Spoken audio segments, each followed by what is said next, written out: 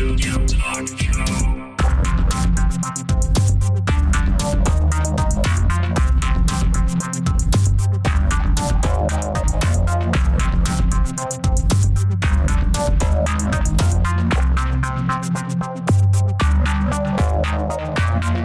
Visual Studio Talk Show. Bienvenue à une nouvelle émission du Visual Studio Talk Show.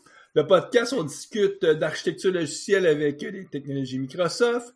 Je m'appelle Mario Cardinal et à la co-animation, je suis accompagné de Guy Barrette. Bonjour Guy. Hey, salut Mario, ça va bien? Oui, ça va super Bonne bien. année. Toi aussi, bonne année 2023. On est aujourd'hui le 4 janvier, donc il y a quelques jours, on a traversé... on a quitté cette année 2022 qui, faut se le dire, c'était peut-être pas la meilleure année. On va espérer que 2023 va être mieux. Ouais. Il y a des chances. Mais du moins, déjà, c'est mieux. Cette année, on a pu fêter Noël en famille. Tu sais, l'an passé, là, écoute, c'était encore, on pouvait pas se rencontrer. La COVID, c'était encore, on était encore dans, tu sais, on a fait du chemin quand même des derniers 365 jours. Ouais, mais pas partout sur la planète, mais bon. Non, c'est une autre ça, histoire. c'est malheureux, bon, qu'est-ce que tu veux? On peut pas, tu sais, on est tous inégaux, que ce soit par nos capacités intellectuelles ou nos richesses et tout. Juste le lieu sur la planète où on est, ça vient différencier. Donc, il n'y en a pas de justice. Puis, à un moment donné, il faut juste accepter ça. C'est la réalité. C'est malheureux. Aujourd'hui, notre invité aujourd'hui, Olivier Blais. Bonjour, Olivier. Bonjour. Hey, Bonne salut. année. Bonne Ouais, année, toi bonne aussi. année. Olivier, merci beaucoup de prendre du temps pour enregistrer une émission autour de ChatGPT, donc d'intelligence artificielle. Et là, aujourd'hui, c'était un peu bizarre parce que l'été dernier, un moment à la radio, j'entends Mathieu Dugal, qui est une personnalité publique, un journaliste à la radio qui fait beaucoup d'émissions scientifiques, qui présente un documentaire qui va être publié à la télévision là, l'été dernier, autour justement de... il fait une recherche pour se créer son double numérique, et il explique ça, puis moi j'entends l'entrevue, je me dis « Ah, ça a l'air intéressant », puis il dit « ça va être présenté sur un poste de télévision quelconque », puis là je fais comme « Ah, télévision, moi j'ai plus de télévision depuis 20 ans, 25 ans, donc je fais comme « Bon, ok, tout bad, je passe mon tour ». Et dans les derniers jours, autour du 2 janvier, avec ma blonde, on est allé sur tout.tv, qui est un poste pour ceux qui nos auditeurs francophones de la France ou de l'Europe qui ne le savent pas. Il existe une espèce de portail au Québec où est-ce que sont toutes les émissions publiées par beaucoup de postes de télévision, que ce soit Radio-Canada, RTV, Télé-Québec et tout.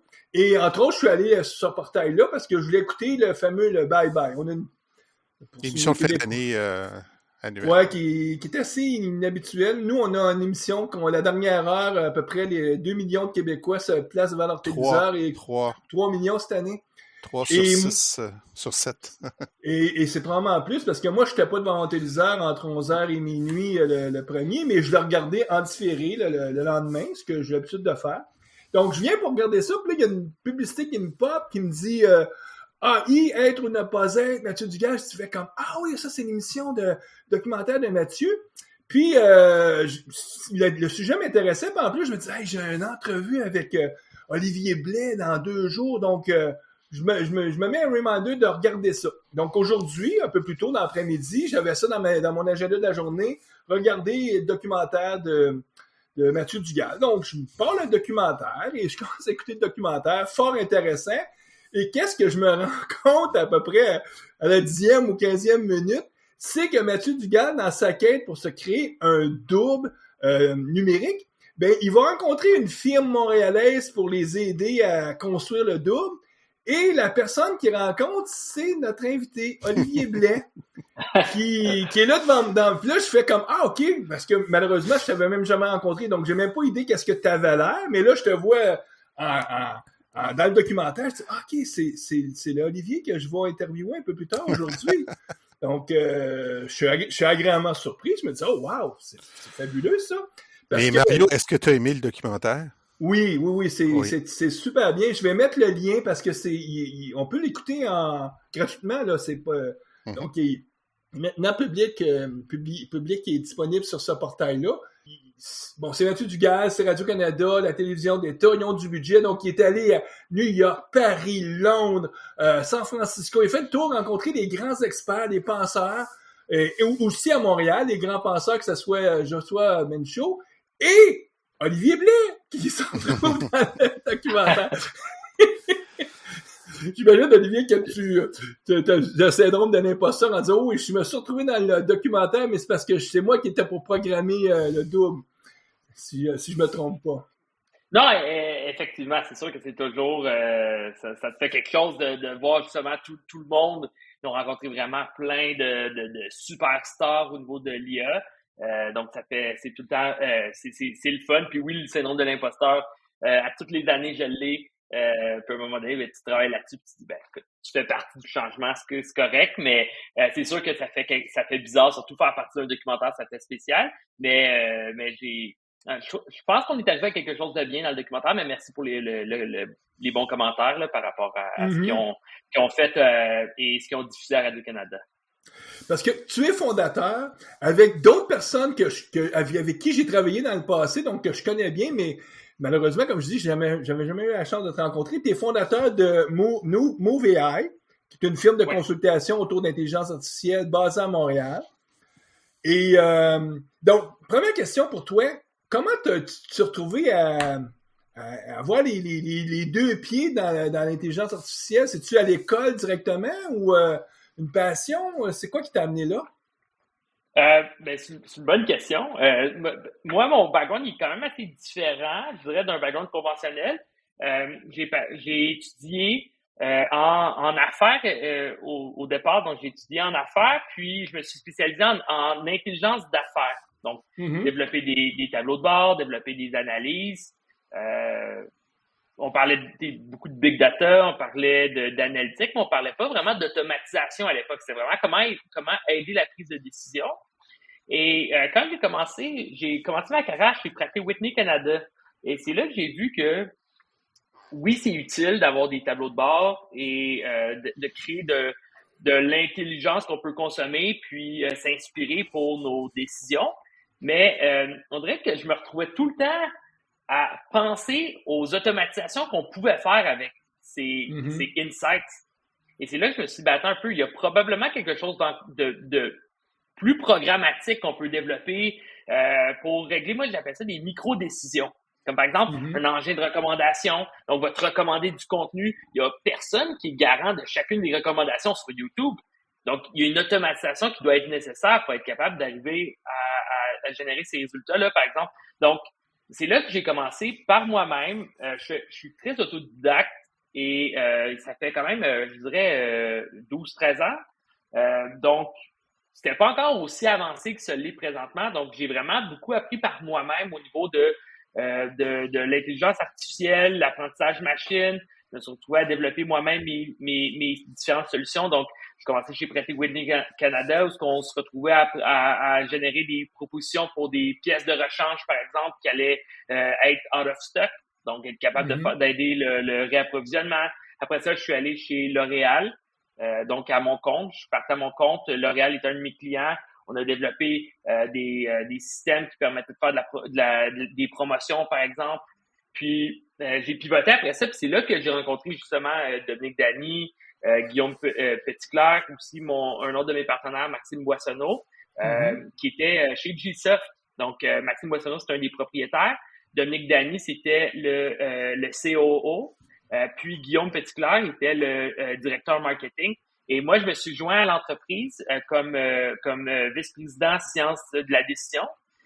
Donc, le but, c'était de pouvoir incorporer l'intelligence artificielle au sein des processus à l'interne, mais aussi au sein des différents produits. Donc, j'ai fait quelques années chez Gsoft. Et par la suite, c'est là qu'on a dit, c'est vraiment une belle technologie. C'est une technologie qui est sous-utilisée encore. Montréal, on est bon au niveau de la recherche, mais on l'applique pas beaucoup. Puis c'est encore vrai maintenant. Je fais beaucoup de conférences ces temps-ci, puis à chaque fois que je fais une conférence, je demande tout le temps aux gens, c'est qui ont déjà utilisé cette technologie-là? C'est qui même pas ceux qui ont déployé l'intelligence artificielle? C'est qui est en train de travailler sur un projet ou qui pense l'utiliser maintenant? Et les gens sont très timides, là. Il n'y a pas beaucoup de mains qui sont levées. Au Québec, on fait beaucoup de recherches, mais on l'applique peu. Et c'est là qu'on a dit, c'est une super opportunité de développer justement des solutions concrètes pour les clients. Puis aussi, c'est là qu'on a rencontré un des amis de Maxime Boissonneau qui est Olivier Cabane. Donc, les 5, on a fondé MoveAI. Notre but, c'est de démocratiser l'intelligence artificielle. On est en quelle année à ce moment-là? Parce que vous êtes le bassin chez GSoft. Donc, vous avez quitté GSoft en quelle année? C'est en 2018 qu'on a fondé MoveAI. Donc, le 1er octobre 2018, ça fait un peu plus de 4 ans. Et depuis ce temps-là, on a livré des solutions pour plusieurs entreprises, Pratt & Whitney Canada, Merck, les épiceries métro, la Société de transport de Montréal. Donc, vraiment, on a été capable de tirer notre épingle du jeu, puis on a été capable de développer des solutions. Je sais que tu connais l'agilité, là, mais de façon agile, de façon incrémentale. Donc, on a été capable de livrer des solutions dans, je dirais, entre 4 et 8 mois, on est capable de livrer des solutions de bout en bout qui livrent des bénéfices. Donc, déjà en 4 ans, d'être capable d'avoir livré des solutions qui ont du succès puis qui ont été adoptées par les clients, je dirais, c'est un des plus gros accomplissements là, dans les dernières années d'avoir été capable de déjà générer de la valeur pour des entreprises. Et bon, vous étiez 5 fondateurs initiaux. Maintenant, vous êtes rendu combien au global dans l'entreprise? On est environ 50, puis notre but, c'est d'être environ 80-100 en 2023. Donc, de vraiment continuer notre démocratisation. On s'entend que là, ça, c'est notre but ultime. Puis on se dit, est-ce qu'on peut vraiment démocratiser l'intelligence artificielle au Québec à 50 individus? La réponse est pas vraiment. On peut commencer, mais on peut pas vraiment livrer des résultats qui sont probants. Donc, c'est pour ça que notre but, c'est là, on a des solutions livrées, on a développé notre quincaillerie à l'interne pour être capable de livrer plus efficacement nos solutions. Là, on va ouvrir les valves dans les prochains mois pour livrer encore plus de solutions. Puis là, maintenant, en tout cas, la COVID n'est pas derrière nous, mais disons que toutes les limitations qui étaient liées à la COVID sont derrière nous parce que un peu plus tôt, quand je parlais justement, quand je te parlais avec toi, que je t'avais vu aujourd'hui dans le documentaire, tu m'expliquais vite, tu disais, on a enregistré ça dans les années 2021 pendant la COVID et c'était ardu l'enregistrement. Oui. Mais c'était bien, ça vous a quand même donné des mandats pendant la COVID, donc vous êtes pas retrouvé avec un creux de vague trop dramatique dû à la COVID. Ben, en fait, c'est drôle ce qui est arrivé avec la COVID. Ben, c'est drôle. C'est un mot bizarre à utiliser. La COVID, c'est ça, c'était très difficile. En avril, donc, ce qui est arrivé, c'est que quand on a eu, on a eu l'interdiction de travailler dans les bureaux et tout, là, c'est là qu'on a commencé vraiment à prendre ça au sérieux. On a vu, OK, c'est quelque chose d'assez intense. C'était en mars 2020. Nous autres, c'est vraiment en avril. C'est à peu près un mois après que je pense que tout le monde collectivement, on s'est un peu fait briser notre rêve que ça allait finir rapidement. Et d'un coup, la même journée, on a perdu tous nos mandats. On était chez Vidéotron, on était chez Pratt & Whitney Canada. Donc, au niveau de Vidéotron, Québécois, c'est sûr que redoutait la COVID. Pratt & Whitney Canada, c'est simple. En aviation, tout était arrêté.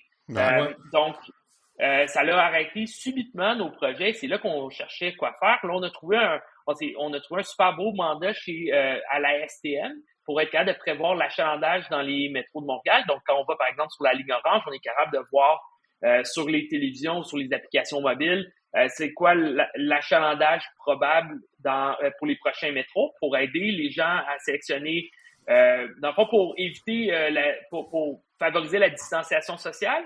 Donc, ça a été un projet qu'on a trouvé. Puis après, ça nous a permis de durer jusqu'à, je dirais, fin été. On faisait d'autres choses quand même. On faisait beaucoup de formations, d'autres choses.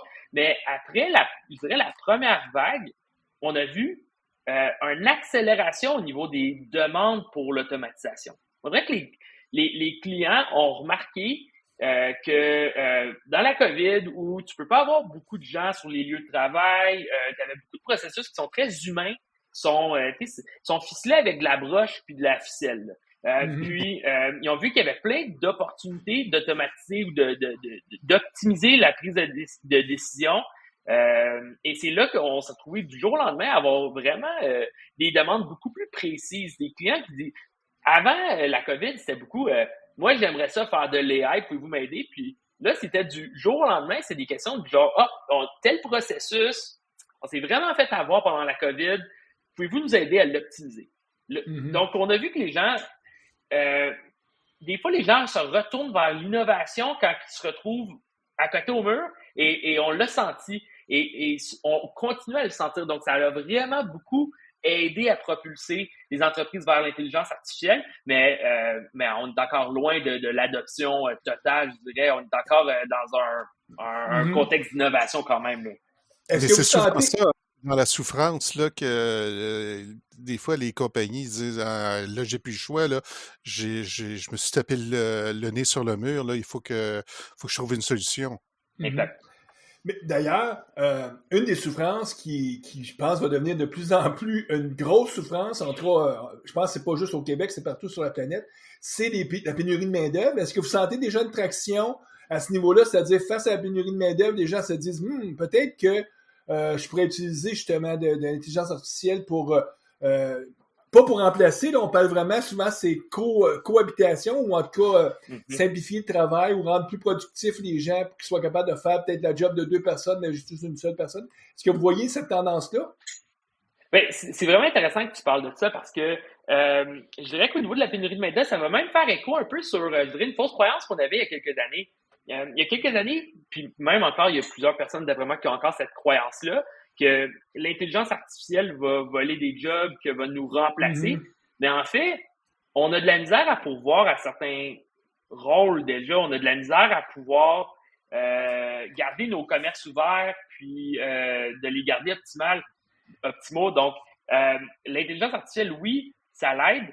Je dirais que malheureusement, il y a encore beaucoup d'organisations.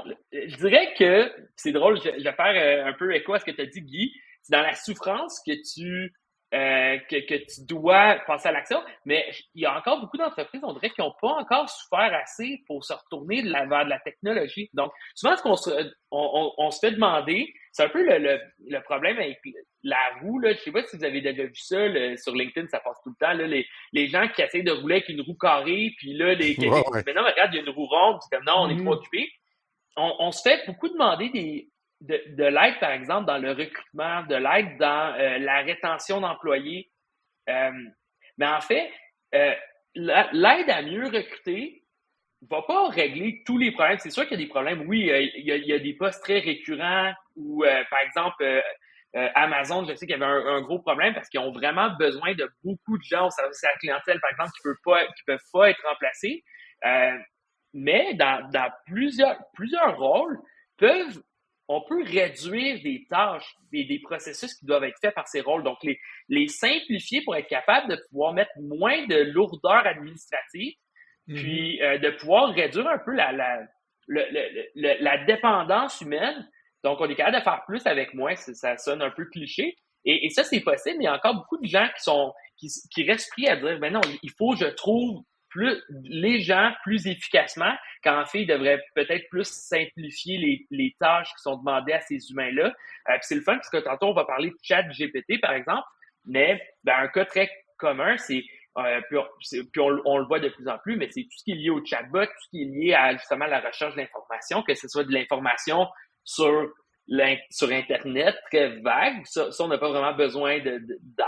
Ça va pas remplacer des emplois, mais par exemple, quand on applique ChatGPT, par exemple, à un corpus au niveau de ton service à la clientèle, par exemple, d'aider avec les questions les plus demandées, donc les FAQ, d'être capable de pouvoir fournir cette information-là, mais de façon très naturelle, ça change la game. Parce qu'il y a beaucoup c'est une fonction qui est très difficile à trouver et ça, c'est une façon qu'on peut y remédier. Oui, puis ChatGPT, là, dans le dernier ça fait 2 mois, le dernier 2 mois, c'est comme une prise de conscience, je veux dire, de la planète, c'est-à-dire les gens qui sont à l'affût des nouveautés, ils font tout comme « wow ». Il y a quelque chose qui se passe. moi, j'avais déjà eu une première prise de conscience à utiliser le produit de GitHub Copilot. On a fait une émission sur Copilot pas l'été passé, l'été d'avant, quand ça a sorti en bêta. Et déjà, pour moi, c'était comme, OK, il se passe de quoi? De tout ce qui est autour de GPT-3, il y a quelque chose d'intéressant là. Et là, le chat GPT que tout le monde allume, c'est dans le dernier mois, c'est le GPT 3, version 3.5, on pourrait dire. C'est-à-dire que c'est déjà, même, on s'en va vers la version 4 tranquillement, pas vite.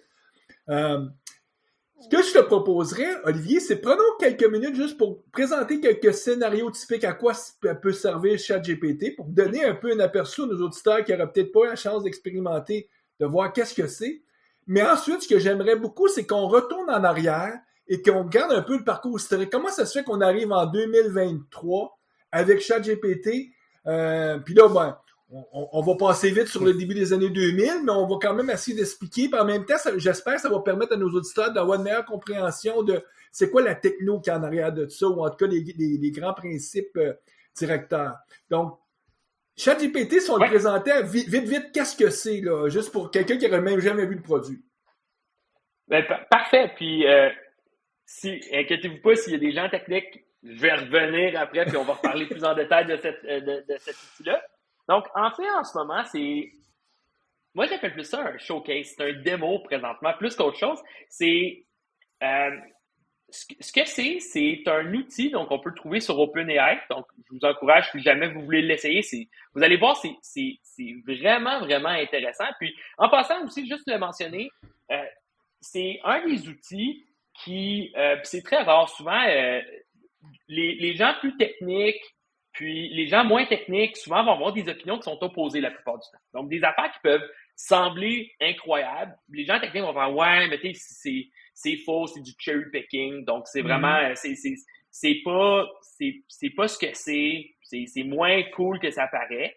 Puis de l'autre côté, il y a des affaires très cool, très poussées, puis très avancées, que nous, on trouve, que les gens plus techniques, on trouve hyper intéressantes, mais que ça l'allume pas de lumière pour les gens parce qu'ils sont pas interpellés. Et ça ici, ce qui est intéressant avec ChatGPT, c'est que vraiment, on se retrouve à vraiment la jonction entre les deux. Donc, tout le monde est vraiment impressionné par ce qui a été développé. Donc, je vais vous expliquer pourquoi par la suite. Mais ici, ce que c'est, vous allez voir sur OpenAI, vous allez tester ChatGPT. Donc, c'est un outil, c'est comme un chatbot où tu te retrouves à poser des questions. Ça peut être des questions sur n'importe quoi. Autant que ça peut être des questions qui sont par rapport à l'histoire, des questions par rapport à des tâches que tu veux accomplir. Donc, écrivez-moi une lettre de démission, par exemple, et ChatGPT va te générer cette lettre-là, va te générer des réponses, va générer une réponse à ta question. Et par la suite, ben, tu peux interagir. Et c'est là que c'est très intéressant, c'est que tu peux interagir avec l'interface. Donc, par exemple, il dit, tu demandes, génère-moi une lettre de démission. Donc, il génère une lettre de démission. Et tu dis, petite nuance. Vu que tu poses la question en français, il va te la rédiger en français. Donc, c'est pas un produit qui est unilingue anglais, là. C'est-à-dire, il comprend plusieurs langues, en tout cas, on comprend peut-être pas toutes les 200 000 langues qui peuvent exister sur la planète, mais il en comprend facilement les 25 plus importantes. Tout à fait. C'est sûr que ici, petite note de bas de page, en anglais, ça va aller mieux. C'est meilleur. Malheureusement, là, c'est le cas. Ça va être des meilleures réponses, mais tout à fait raison, il fonctionne. Donc, c'est très, on avait ça de généralisable. Donc, c'est un outil qui est très généralisable. Donc, vraiment, que tu lui poses des questions par rapport à l'histoire en français, que tu lui poses des questions de mathématiques en anglais, que tu lui demandes de faire un poème en allemand, qui devrait être capable de pouvoir répondre à ta question de façon... Et c'est très réaliste comment ça te répond. Donc, c'est impressionnant. Tu as l'air vraiment de parler avec dans le fond, tu as l'air de parler avec un génie. Donc, quelqu'un qui va pouvoir répondre à ta question. Et par la suite, ce qui est le fun aussi, c'est que par la suite, c'est que tu es capable de pouvoir adapter ton message. Donc, on va dire que tu demandes une lettre de démission. Là, il te la rédige. Là, t'es comme, peux-tu me l'écrire, mais de façon poétique? Et là, il va adapter le message qui est écrit. Donc, il se rappelle de ce qui aura été écrit et il va pouvoir l'adapter. Puis, par la suite, ce que ça fait, ça, c'est que ça vient Donc, on a passé avant, c'était un algorithme, tout simplement un modèle. Et là, c'est vraiment devenu un outil de travail. Tu peux raffiner tes requêtes jusqu'à temps que tu obtiennes le résultat escompté. Donc, ça devient pratique maintenant. C'est une des premières fois qu'il y a un outil de langage qui est pratique, qui est out of the box, vraiment. C'est une interface, tu l'as même pas encore mis à dans le fond, tu l'as même pas personnalisé et c'est déjà pratique. Tu es capable de pouvoir obtenir des résultats qui sont utiles pour toi. Mm-hmm. Et moi, je disais qu'il y a des gens qui s'en servent, là, par exemple, pour écrire des blog posts, et ils disent, bon, ben, je fais faire un premier jet par ChatGPT, et ils sont toujours agréablement surpris parce qu'ils font comme, ben, écoute, il m'a généré 95%, j'ai quelques petits changements, puis comme tu dis, si t'es assez habile, tu peux même faire des changements par ChatGPT en lui disant, peux-tu me modifier puis là, tout est dans l'art de réussir à communiquer efficacement avec ChatGPT pour qu'il comprenne le contexte, mais dès que tu lui donnes le bon contexte, il va te faire la modification qu'il C'est demande. ça qui est fascinant, c'est qu'il se rappelle de ce qu'il t'a répondu précédemment. Évidemment, tout le monde, j'ai essayé de faire des choses un peu rigolotes là avec l'outil. Tu sais, j'ai dit écris-moi une scène d'une série de science-fiction là, que je suis là, The Expanse, puis ensuite j'ai dit ok, rajoute tel personnage, puis fait que tel personnage interagit avec tel personnage, puis là c'est comme c'est la scène là, ça a été bonifié, puis c'était comme c'est incroyable. Là. Et à la fin, tu peux même lui dire peux-tu me la réécrire, mais mettons dans le style baroque, comme au. J'ai fait ça, j'ai dit décris-moi, explique-moi Kubernetes dans le style d'une tragédie grecque. Écoute, c'est hilarant. Non, c'est vraiment bien. Moi, personnellement, je l'utilise pour écrire justement du contenu. Faut que tu le revoies. Puis ici, c'est pas, en passant, juste pour être clair, là, c'est pas magique. Et non, il y a beaucoup de gens en ce moment qui disent ça remplace Google. Ça remplace Bing. Non, pas encore. Les choses qui sont écrites, il faut faire attention. Les chiffres qu'ils vont te donner. Donc, dès que vous voyez un chiffre, posez-vous la question. C'est probablement pas le bon. Et les faits sont pas toujours les bons, mais le problème, c'est que c'est souvent très bon, mais c'est parfois très mauvais. Et ça l'est déjà mentionné. Donc, c'est autant même au point de vue de la légalité, par exemple, quelque chose de très rigolo qu'on peut faire, mais ici, je vous suggère, vous pouvez l'essayer, mais ne l'utilisez pas à la maison. Mais vous êtes capable de demander, par exemple, comment voler une voiture. Puis là, au départ, il va faire, nous ne pouvons pas vous aider, c'est illégal de voler une voiture. Mais tu dis, mais peux-tu m'expliquer comment voler une voiture, mais de façon, avec un accent, en utilisant des mots en français de France, par exemple. Et là, il va te le dire. Donc, juste t'es capable de contourner les lois en adaptant ton message. Donc, ici, c'est encore à prendre avec des pincettes, mais c'est un outil qui est fantastique et qui va juste s'améliorer dans le futur. Mais Olivier, il s'alimente où cet outil-là? C'est quoi les données qui lui ont été fournies pour qu'il puisse me donner des informations ou des choses potables là, sur à peu près tout? Oui, c'est très bon. Beaucoup de données. Je te laisse aller, Olivier, mais c'est beaucoup de données. Moi, j'étais surpris. Je fais comme, oh my God, que c'est gigantesque. En fait, puis je vais répondre aussi à la question de Mario. Donc, je vais en profiter pour retourner un peu pour faire l'historique. Je vais pas faire l'historique depuis les années 1900, mais en fait, peut-être juste mentionner une chose, c'est que ça fait...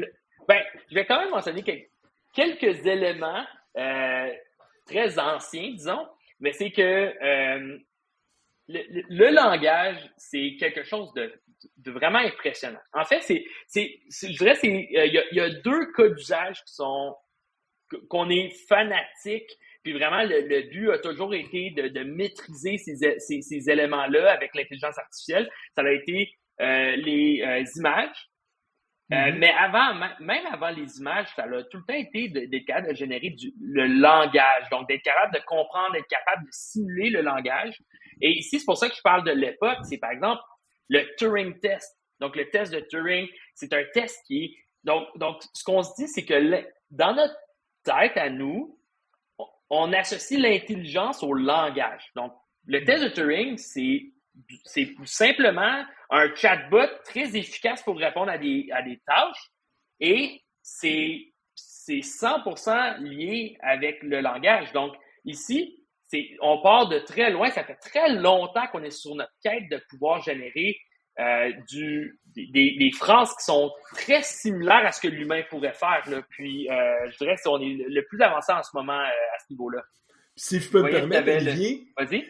Une des raisons qui explique ça, c'est qu'il y a eu toujours beaucoup de financement, du financement militaire, entre autres, parce que c'est pas d'hier que, pour l'espionnage, on essaie d'intercepter tous les messages et on cherche à avoir justement des robots qui vont comprendre parce que il y a tellement de textes qui se promènent, surtout avec l'Internet maintenant, qu'on se dit, ben là, on n'a pas le temps de tout vérifier, mais si on avait des robots qui nous feraient juste nous highlighter, le mot bombe vient de sortir quelque part, mais là, c'est pas parce qu'il y a le mot bombe dans une communication que forcément c'est une communication de quelqu'un qui veut faire sauter. Donc là, c'est là qu'il y a eu beaucoup d'argent injecté depuis les années 1950 dans ce domaine-là, dans le domaine de la reconnaissance d'image aussi, parce que c'est le militaire. Et le troisième domaine où est-ce qu'il y a eu beaucoup d'argent, qui est au niveau de la robotique, puis là, on pense entre autres à tous les petits robots de Boston, tu sais, les chiens, les fameux chiens, qui servent finalement à enlever des mines et tout, mais que c'est encore là, le militaire est fortement un gros élément financier derrière l'avancée de ce ne sera pas le seul cas, la médecine aussi a profité beaucoup, en tout cas, c'est drôle à dire, les êtres humains, on est bon pour financer, pour faire la guerre. Non, tout à fait, je suis d'accord. Mais ici, donc, au niveau du langage, ça a tout le temps été quelque chose, mais quand même, le lien entre le langage et l'intelligence a toujours beaucoup, et même plus là que je dirais que l'image. Vraiment, quand on lit dans les écrits, dans les livres, souvent on associe l'intelligence avec le langage, et c'est pour ça que, en fond, on a travaillé beaucoup là-dessus. Montréal, on est célèbre par rapport au langage. Par exemple, tantôt tu parlais de Yoshua Bengio.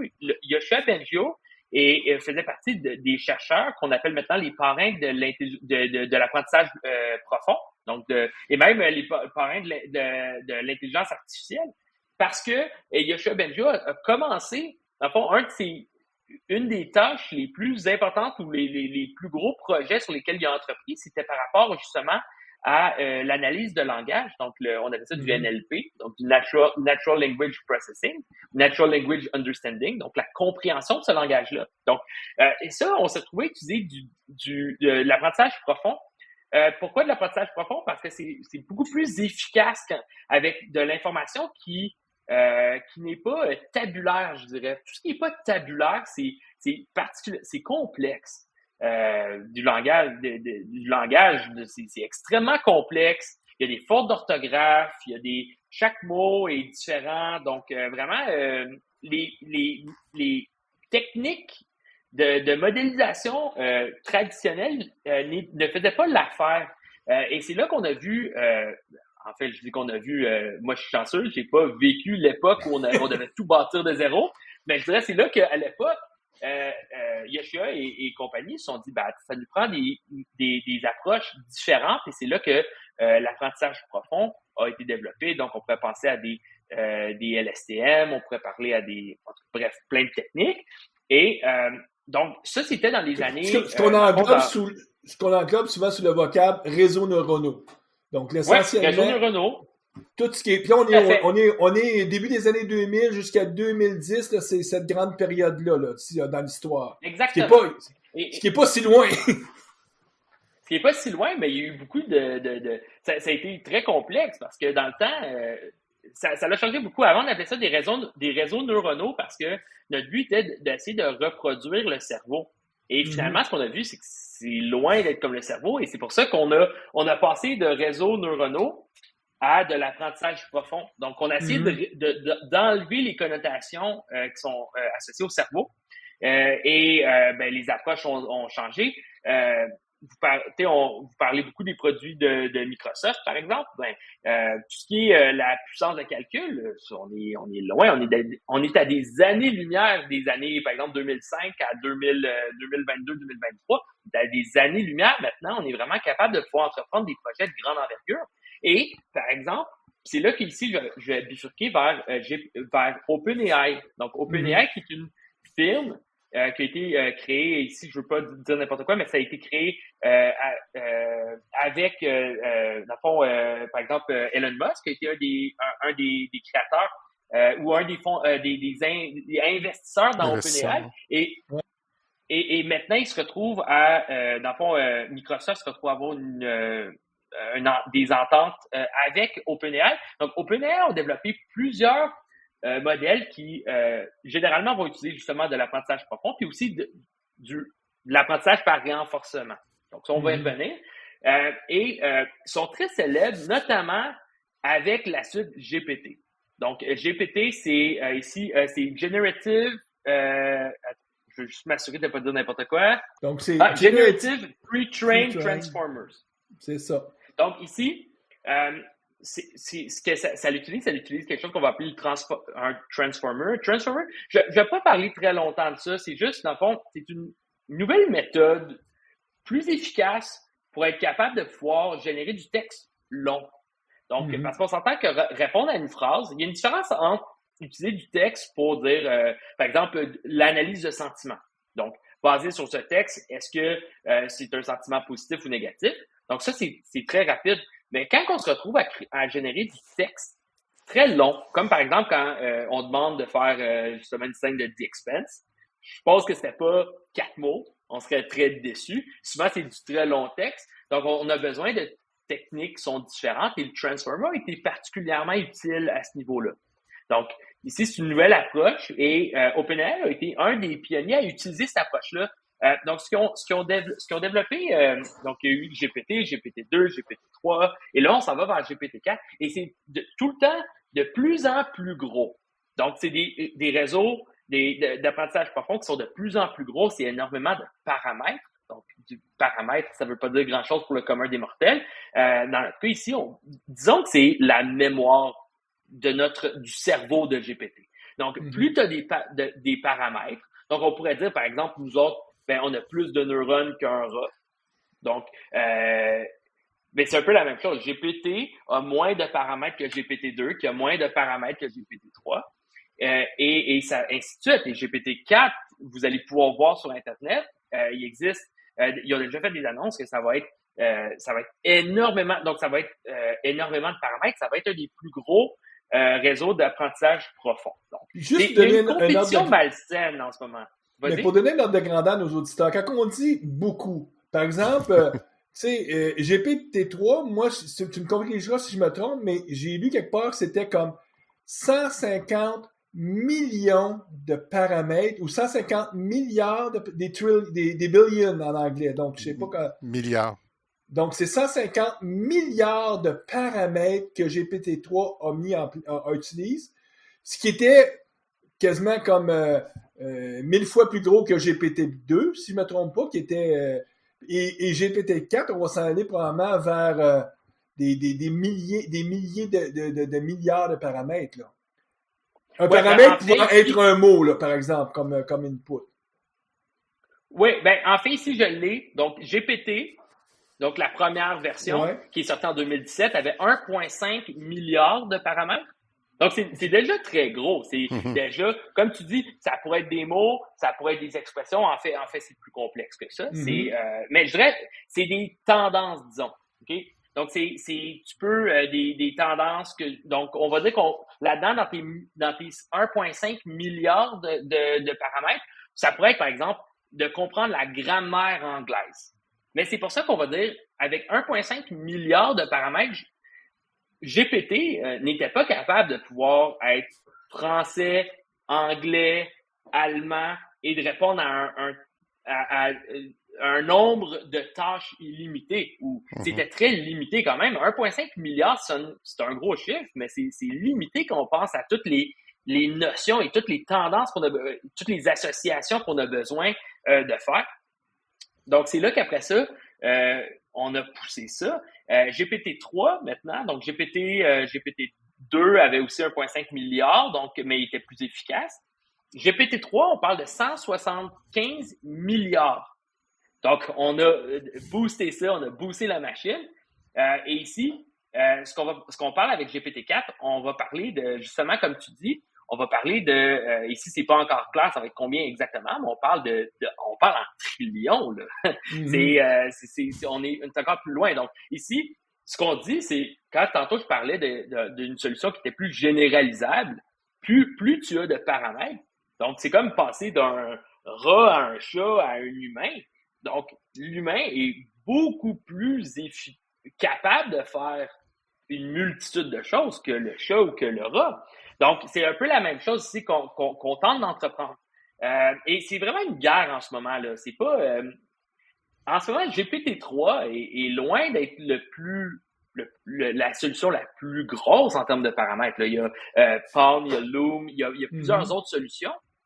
En fait, puis ici, c'est là que je trouve intéressant, c'est que autant que c'est impressionnant, puis on essaie GPT-3 et c'est très impressionnant. Ici, je parle pas de ChatGPT, c'est vraiment GPT-3 est capable de faire une multitude de choses, mais ça n'a pas été développé pour aider l'humain.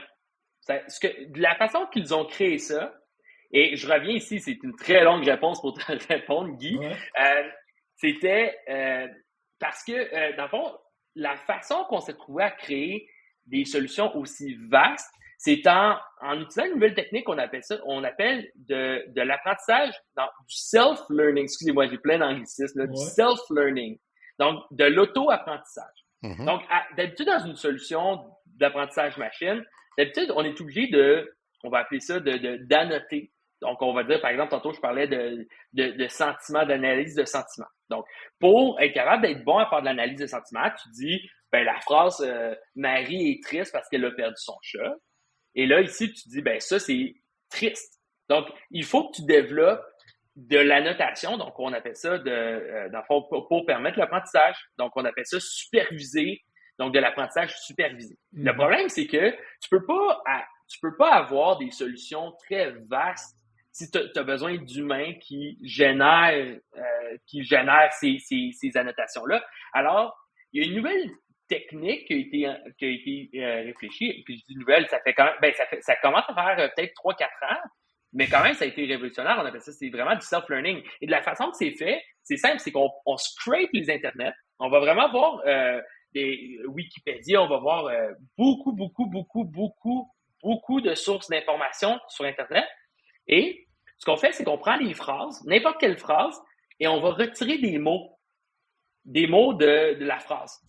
Et là, le but, ça va être de dire à la solution, trouve c'est quoi ce mot-là. Donc, fill the blank, on dirait en anglais, remplis les trous, comme un peu une dictée ou comme un devoir.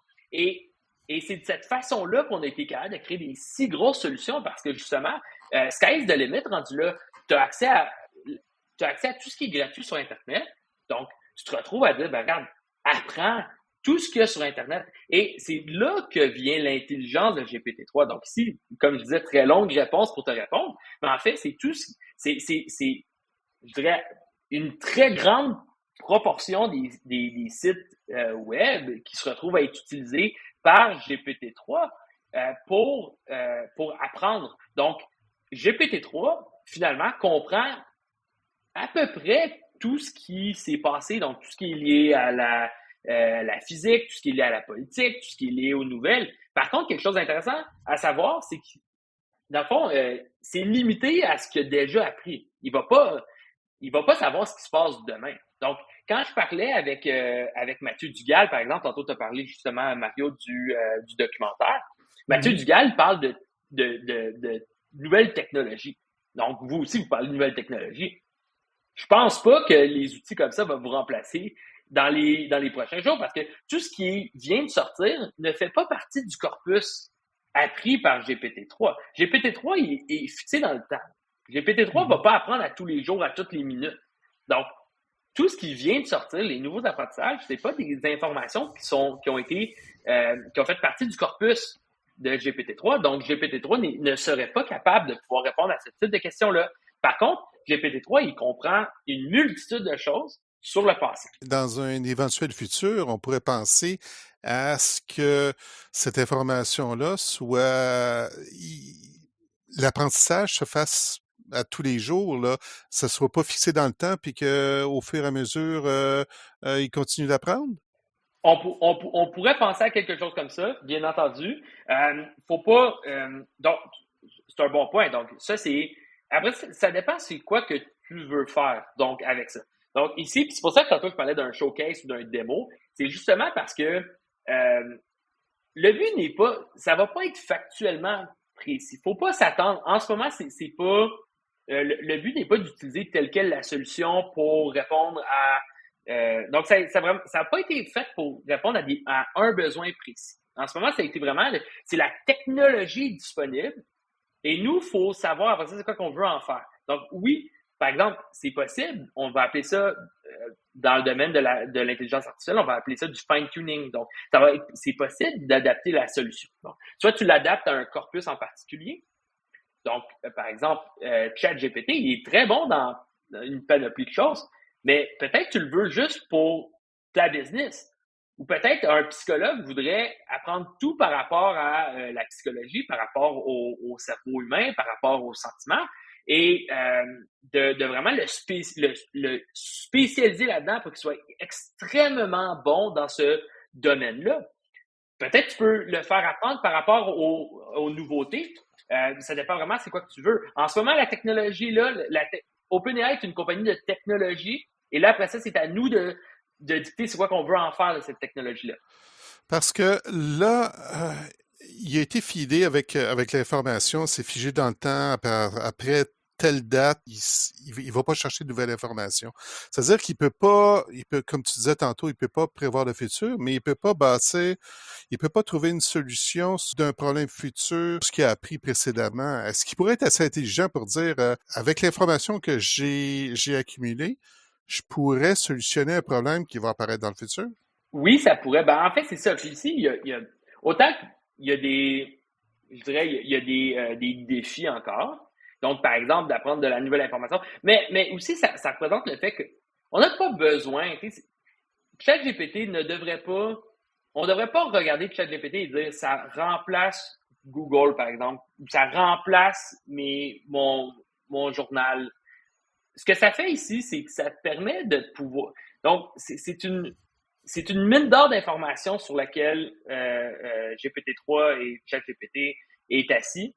Et en passant, ici, quand je dis que c'est fixé, je suspecte qu'il est réentraîné de temps en temps, mais il n'est pas réentraîné constamment.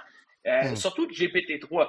ChatGPT, c'est là, ici, dans le fond, je parlais beaucoup de GPT-3. Ici, je vais passer après ça à ChatGPT parce qu'il y a un léger réentraînement qui va être fait par, dans le fond, nos discussions qu'on a avec l'engin. Par contre, avec GPT-3, le but est de dire, regarde, sur cette masse incroyable d'informations, c'est utile en ce moment. Tu peux te retrouver à l'utiliser comme pour créer, par exemple, du contenu. Moi, je l'utilise pour créer du contenu sur c'est quoi les plus grands risques au niveau de l'intelligence artificielle. Peux-tu m'aider à trouver des solutions similaires pour résoudre des cas dans les chaînes d'approvisionnement d'intelligence artificielle, par exemple? C'est quoi qui se fait comme solution d'intelligence artificielle en aéronautique? Donc, tu peux lui poser ces types de questions-là et puis il va te répondre. Donc, oui, c'est utile. Après, c'est de dire, c'est quoi que tu veux exactement en faire de la solution? Donc, moi, je l'utilise pour de l'aide au contenu. Il y a d'autres personnes qui vont l'utiliser pour d'autres choses. Il y a des gens qui l'utilisent pour créer, j'ai vu même pour créer des sites web. Ouais. Mais il y a des choses dans lesquelles ça fonctionne, puis des choses dans lesquelles ça fonctionne pas. Ben en fait, on peut programmer, on peut coder des applications, on peut créer des fichiers YAML pour Kubernetes, on peut... c'est fou, là. Exact. Le seul problème, c'est que là, on tombe on est en train de tomber dans un air où on a un marteau, puis tout a l'air d'un clou. Tantôt, Mario, tu parlais de Copilot, par exemple, qui a été développé par OpenAI. On pourrait penser, nous, parce que ChatGPT, c'est vraiment bien ce qu'ils ont développé. Puis, dans le fond, c'est juste pour expliquer un peu c'est quoi la différence entre GPT-3 et ChatGPT, parce que c'est très subtil la différence, mais ça fait toute la différence. Donc, GPT-3, c'est vraiment la version un petit peu plus geek. Un petit peu, on a entraîné pour être capable de pouvoir créer n'importe quoi, fait qu'on est capable de créer n'importe quel contenu avec GPT-3 parce qu'il a appris par rapport à des phrases qui sont... Donc, sur Internet, on trouve des phrases, donc il a été capable de pouvoir reproduire ces phrases. Souvent, on va dire que c'est un modèle avec un API pour l'interroger. C'est un modèle, et ce modèle-là, il est très rough, il est pas très poli, il a pas été conçu pour l'humain. Et c'est là que OpenAI a repensé à la chose et qu'ils ont créé une version qui a passé quand même, je dirais, un peu inaperçue en début 2022. On appelle ça Instruct GPT. Donc, Instruct GPT, ce que c'est ils ont pris les GPT-3, mais ils ont vu que finalement, pour l'humain, c'est pas similaire à ce qu'un humain répondrait, par exemple. Donc, quand tu poses une question, la réponse, c'était très artificiel, là. Ça paraissait que c'était pas créé par un humain pour un humain, là. C'était juste, ça te vomissait ce qui était écrit sur Internet. Donc, ce qu'ils ont développé, c'est qu'ils ont développé une solution. Ils ont adapté juste un peu avec des réponses venant de l'humain. Et ils ont utilisé quelque chose, tantôt que je parlais justement de l'apprentissage par renforcement, où ce qu'ils ont été capables de dire, à chaque fois que la solution répond bien à une solution, on va lui donner une récompense. Et cette récompense-là, dans le fond, elle va diminuer au fur et à mesure que la solution est inadéquate. Donc, s'il y a quelque chose qui est vraiment qui a aucun sens, donc ne va pas récompenser la solution ChatGPT. Et ici, là, je le simplifie au maximum, mais que si vous allez voir sur OpenAI ChatGPT, vous allez voir, il y a un schéma qui l'explique un peu comment ils le font. Mais essentiellement, tu pars de GPT-3 et tu te retrouves à pouvoir, dans le fond, adapter la solution en utilisant un intrant humain. Donc, l'humain a vraiment commencé à analyser le retour de ChatGPT et par la suite, en utilisant juste un petit add-on qui fonctionne avec de l'intelligence artificielle par renforcement, il s'est retrouvé à pouvoir rendre la solution au grand complet beaucoup plus naturelle. Et c'est très simple. Et d'une part, c'est pas un ajout très complexe qui a été fait, mais ça change tout. Pour deux raisons. Premièrement, pour le rendu. Là, ça sonne plus comme du vomi artificiel d'Internet. Là, ça a l'air beaucoup plus naturel, le retour. Et l'autre élément aussi, c'est parce que ça l'a permis de réduire de près de 10 fois la grosseur nécessaire par GPT-3. Donc, tu n'es plus obligé d'avoir une solution si grosse et si complexe. Donc, on a remarqué que finalement, tu peux avoir une solution qui avec moins de paramètres, mais qui sont adaptés par l'humain, donc avec ce petit loop-là que je vous ai parlé tantôt, et ça changeait vraiment tout. Donc, ça ici, et là, ça c'est Instruct GPT, et là, ChatGPT, là c'est le clou, là, c'est le clou du spectacle, c'est qu'ils ont dit, non seulement c'est adapté pour l'humain, mais on va juste pousser la donne un peu plus, et on va pouvoir faire une conversation avec. Parce que avant, comment ça fonctionnait, c'est vraiment, tu lui poses une question, on appelle ça un prompt. Donc, tu fais un prompt et tu as une réponse. Et that's it, c'est fini. Ouais. Sinon, tu adaptes ton prompt. Et là, maintenant, mais tu repartais toujours à zéro. Et maintenant, ce que tu as, c'est vraiment, dans le fond, il apprend les états précédents. Donc, s'il a répondu quelque chose, et là, tu dis, oui, mais peux-tu pousser un peu plus? Peux-tu me demander la question? Peux-tu me répondre autrement? Et là, il va changer parce qu'il se rappelle c'est quoi qu'il a répondu précédemment. Et c'est ça qui est fascinant pour le commun des mortels. Là, c'est ça qui est fascinant parce que tu as l'impression de discuter avec un être humain en arrière. Parce que l'être humain va se rappeler de la conversation, va bâtir au niveau de la conversation, va bonifier selon la conversation. C'est ça qui arrive. Avant, les chatbots, ben, comme tu disais, on pose une question, puis tu as la réponse, puis that's it. Faut que tu poses une nouvelle question, puis tu as perdu le contexte précédemment. Puis Là, tu repars à zéro. ouais, Exact. ouais. C'est cette fonctionnalité-là, entre autres, qui fait qu'ils ont plus de 1 million de personnes là, aujourd'hui qui utilisent ChatGPT. Moi, j'ai lu quelque part, Olivier, il y a des gens qui essaient de postuler pourquoi OpenAI fait ça. Ben, en réalité, c'est Microsoft OpenAI, là, parce que Microsoft a licencié pour 1 milliard de dollars, je crois, une licence exclusive de GPT-3, c'est-à-dire que il n'y a pas de compétiteurs qui peuvent utiliser le produit. Ah, j'ai vu aujourd'hui passer dans mon fil, il allait essayer d'intégrer ça avec Bing. Ouais. Ouais. Tout à Donc, fait.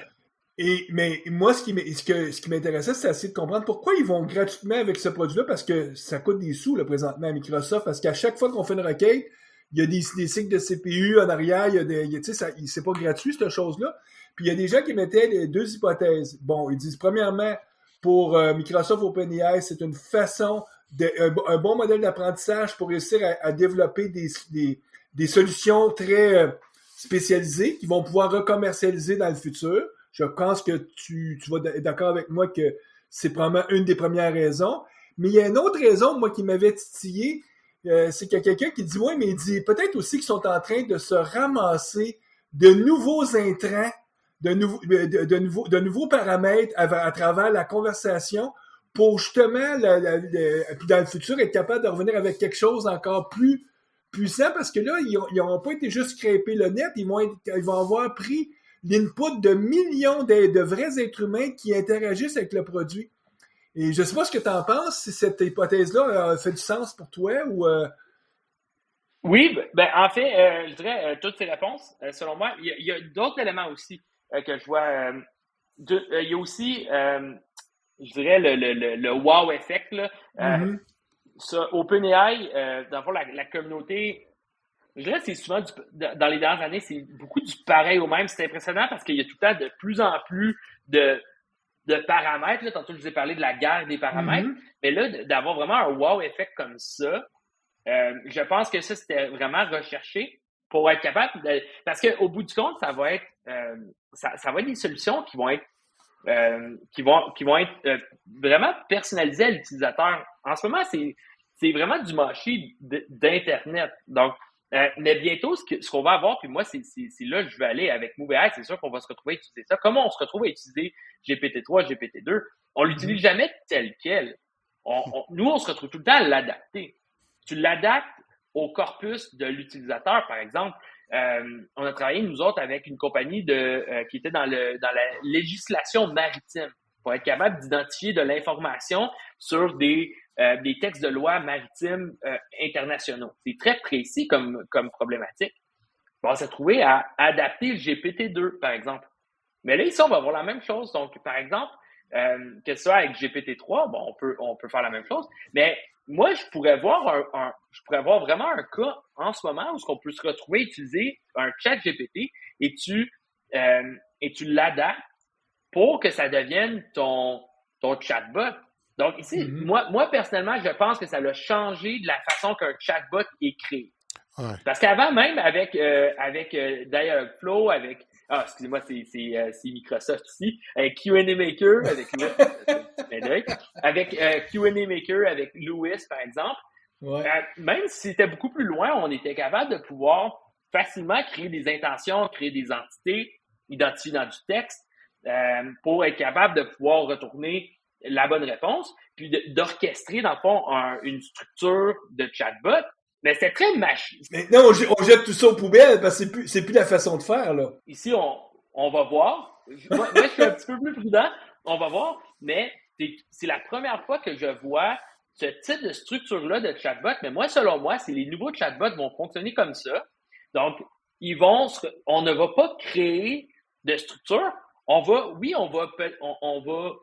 initier dans le fond, le processus d'apprentissage, comme un peu on l'a fait tantôt, je vous ai parlé avec l'apprentissage par renforcement. Ça prend des humains qui ont rentré de l'information puis qui ont dit si c'était des bonnes ou des mauvaises réponses. Moi, je pense que ça va plus être comme ça dans le futur.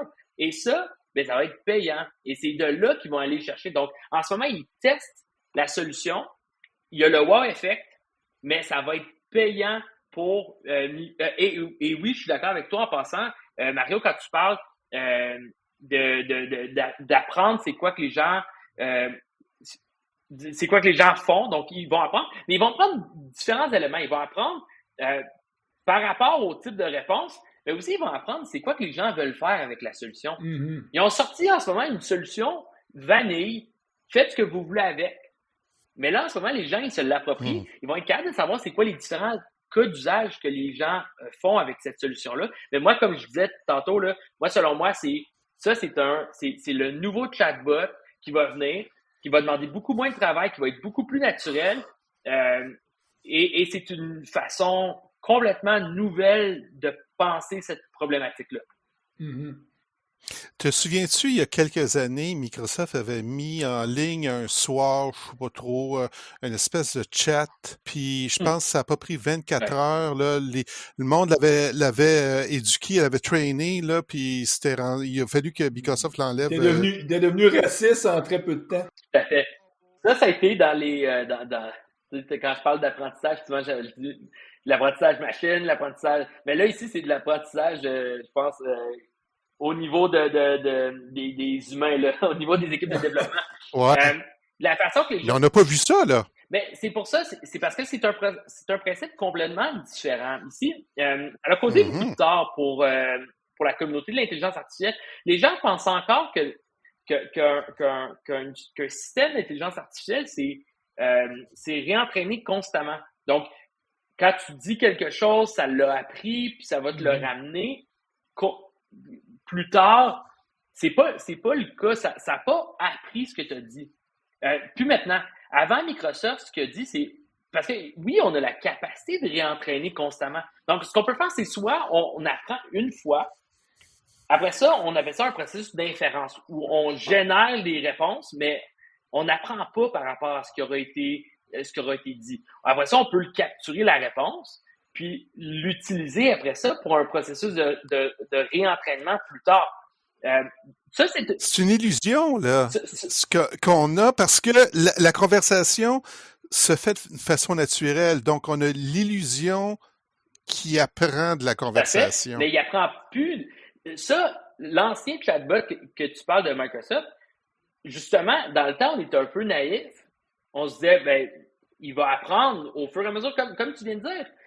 Il va apprendre de ce qu'il dit, comme ça, il va être capable de plus facilement revenir avec cette information-là.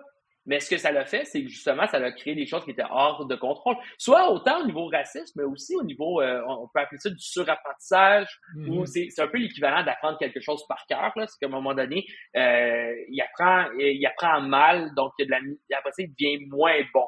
Donc, pour éviter ça, maintenant, ce qu'on fait, c'est que non, on apprend, puis comme j'ai dit tantôt, GPT-3 est peut-être réentraîné de temps en temps, mais probablement, ça permet des plus gros modèles. Juste pour vous dire, GPT-3, je pense que c'est à peu près l'équivalent de l'énergie de la ville de Longueuil pour 1 an que ça l'a pris pour entraîner initialement GPT-3. Là. Ouais, c'est extrêmement énergivore. Donc, ça, ce que ça fait, c'est qu'on ne peut pas le réentraîner constamment. Donc, à un moment donné, il y a un choix qu'il a fallu faire. Le mauvais choix, ça aurait été, on fait un petit modèle, on le réentraîne constamment, puis là, on peut le polluer. Et on est contraint au niveau de la grosseur. Et là, on a dit non, on va faire un modèle qui est très généralisable. Il va répondre des choses on pense qu'il comprend ce qu'on a dit puis qu'il nous le ramène, mais en fait, c'est juste qu'il est juste très bon au niveau de sa mémoire, de ce qu'il a appris dans le passé. Puis, en ce moment, on utilise simplement les réponses précédentes qu'on a écrites. Donc, disons, en ce moment, dans ChatGPT, ce que tu peux faire, c'est que tu peux te faire comme un genre de projet, là, où comme quand tu poses une question, après ça, tu peux reposer l'information. Puis ça, c'est tout storé, cette information-là. Donc, il va référer à l'information précédente que tu viens d'écrire. Puis si jamais tu veux poser une autre question, tu peux ouvrir un autre projet. Donc, tu peux voir sur le côté. Et là, il repart à zéro. Là. Il ne sait pas l'élément qu'il a écrit ailleurs. Là. Donc, ça, c'est pas capturé, c'est pas réentraîné. C'est surtout pas partagé avec autrui, c'est-à-dire que c'est pour toi. Donc, si toi, tu as un biais raciste ou quelconque, ben ton biais, tu vis avec. La seule chose qu'il faut être conscient, par contre, c'est que GTP3, quand il est réentraîné, en tout cas, quand l'entraînement initial, le pre-train, dans le P de GPT, qui demande beaucoup d'énergie, lui, veut pas, les sources de données, ils ont des biais. C'est-à-dire, par exemple, je sais que dans le fameux documentaire de Mathieu Dugal, il y a un des expertes qui faisait référence à Amazon à un moment donné qui voulait se servir de l'intelligence artificielle pour faire de l'embauche, ou en tout cas, en tout cas au niveau des ressources humaines. Et à un moment donné, ils se sont rendus compte que leur modèle avait un biais systématique où est-ce que pour eux, une femme, c'était pas bon parce que justement, les données dans lesquelles on rentrait étaient très sexistes. Donc, si tu as un garbage in, garbage out, c'est-à-dire si tu éduques ton modèle, s'il est raciste, ben tu vas avoir des réponses racistes. D'ailleurs, dans le fameux documentaire, il a demandé, il pose la question à GPT-3, je pense que c'était avec toi, où est-ce qu'il demande quelle est la tâche d'une femme ou quel est le job d'une femme. Et la réponse, c'est la job d'une femme, c'est d'être à la maison. Plus raciste que ça, plus sexiste que ça, tu meurs. Mais lui, tout ce il est pas intelligent, lui, c'est un modèle. Là. Il fait juste reproduire ce qu'on lui a donné comme input et faut croire qu'on vit dans un monde très sexiste, hein? Parce que c'est ça qui est. Ouais, tout à fait, très sexiste, très raciste. C'est pour ça qu'on parle de l'historique. Donc, à un moment donné, c'est que tu te retrouves à piétiner. Puis c'est là, c'est pour ça que moi, je reviens toujours à c'est quoi ton problème que tu veux résoudre, puis adapte la solution. Là, en ce moment, ta version très vanille que tu pars avec un historique, mais justement, t'as la Bible là-dedans. Là. La Bible fait partie du corpus. T'as pas besoin de cette information-là dans tes tâches, probablement dans les tâches que tu auras besoin d'accomplir avec l'IA. C'est juste, en ce moment, c'est impressionnant. La prochaine étape va être d'adapter avec ton corpus. Et Olivier, on revient exactement au début de l'émission, lorsque tu mentionnais le type de mandat que vous faites présentement chez MoveAI, c'est-à-dire qu'il y a des sociétés, il y a des compagnies qui vous donnent des mandats pour optimiser certains processus, certaines activités. Ça pourrait être tout simplement de générer un nouveau manuel pour le nouvel avion qui s'en vient à partir de ce qui existe déjà. Ça serait la base. Ça remplace pas l'humain, comme tu mentionnais, mais ça nous aide dans nos problèmes d'embauche de personnel parce qu'on va être plus rapide, on va être plus agile, on va pouvoir